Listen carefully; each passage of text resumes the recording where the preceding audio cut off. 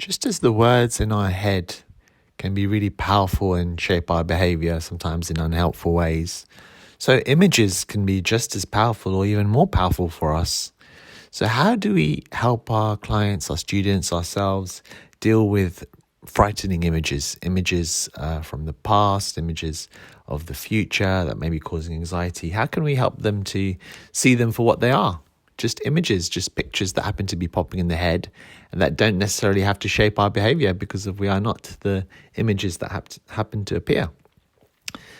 This is the Teach Mindfulness podcast. My name is Shamash Aladina, and we're learning about what is called cognitive diffusion and how to use cognitive diffusion, which is a form of unhooking from your thoughts. In this case, the form of thoughts are images, so cognitive diffusion of images. So let's think of an example. Like, for example, let's say you're scared of taking a flight. You're scared of going on a plane because the images that come up for you when you got on the plane are to do with the plane crashing or something like that. So how would you help yourself or someone else in that using this approach for cognitive diffusion?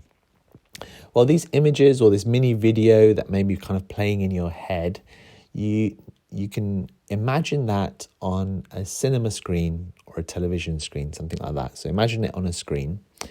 And then what we're going to do is we're going to play around with that image. So, for example, you could flip it upside down. You can turn it, inside out. You could change the colors of it. So the image that you see, you can make it totally black and white. You can make it full color and so much color that it's really, really bright. And you could be doing this while I'm describing it if you can think of a certain situation or image that you want to diffuse from. You could play the video as if you're watching it at double the speed, or play it really, really slow in slow motion rather than at normal speed. You could actually play the whole thing backwards rather than forwards, and you can just keep playing with it. You could imagine that the image is going from the whole screen into really, really, really small corner in a small pixel, so the images become really tiny. And then you can imagine it becomes normal and then becomes even bigger. So it's just so big, you can only just see the big pixels and you can't really see it clearly. So you can do it like this and play with the image in your head as if it's on a TV screen, for example, for it could be just a few seconds or it could be a minute or two, something like that. And notice if the emotional tone is reduced and there's less distress about this image. And if there is, then that's great.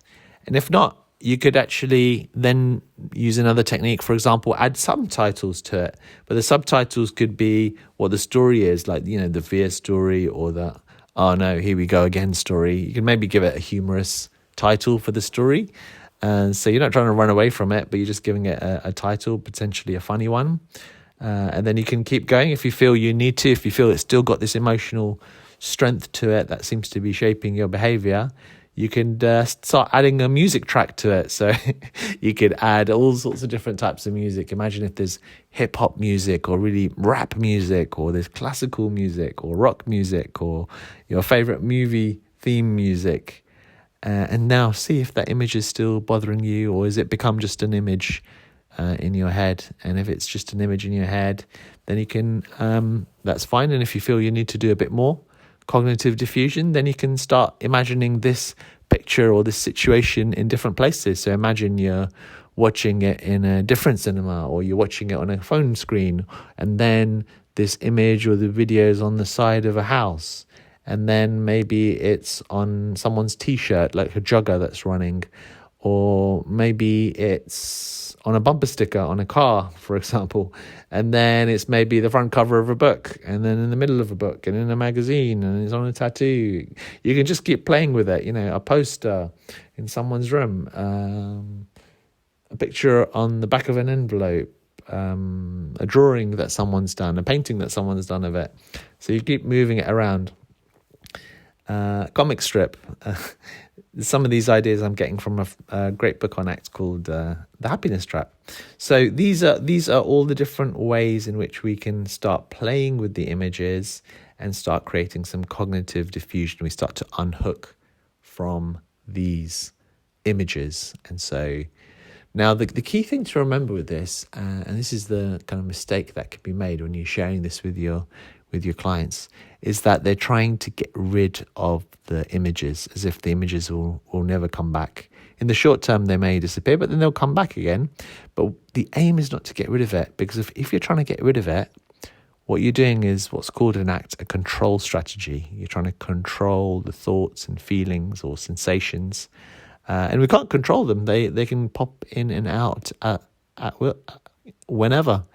And so then if you're trying to control it and you find that they pop back, you think you failed and you think you have to try again to get rid of it. And so your focus is all about trying to get rid of it. We're actually trying to do the opposite. We're trying to create a sense of acceptance. We're trying to see these images for what they are. Just pictures in our head, little videos in our head based on memories of the past or based on past things that we've seen projected into the future. And then these images get this emotion attached to it, and then they start shaping our behavior. So what we're learning is to just create a little bit of space. And so you can do this, you don't have to just do it once. You can do this a few times in a day or whenever you feel you need to. But remember, the spirit behind it is to not get rid of it as such, but change your relationship to it so that you see it for what it is, images and pictures, and so that you can focus on doing what's meaningful for you, so you can get on with your life essentially and do what's valuable, what makes your life rich, what you enjoy doing, what you're passionate about, for example, and not let these images that happen to be popping into your head impact on your behavior, and you're able to. So this is a great tool, isn't it? This is something that is fantastic to share. Try it yourself first. Try it with certain images that may seem scary or seem to impact you in some way. And then you could share it with others. Not maybe with the most traumatic and the most difficult things, because that may need the help of a therapist, but for things that are bothering you or are mild to moderate for you or your clients, then that may be something that you can use these kind of approaches to help diffuse from them. So this has been the Teach Mindfulness podcast. Thanks for listening. And if you're a mindful teacher and you would like to join a community, then we have a kind of a curated and with lots of training and support and community. It's called the teachmindfulnessacademy.com, teachmindfulnessacademy.com. So you can check that out if you want to work with us regularly in that way. And if you want to train to be a mindfulness teacher, check out our training, which we've been doing for 7 or 8 years now, teachmindfulnessonline.com. Thanks for listening.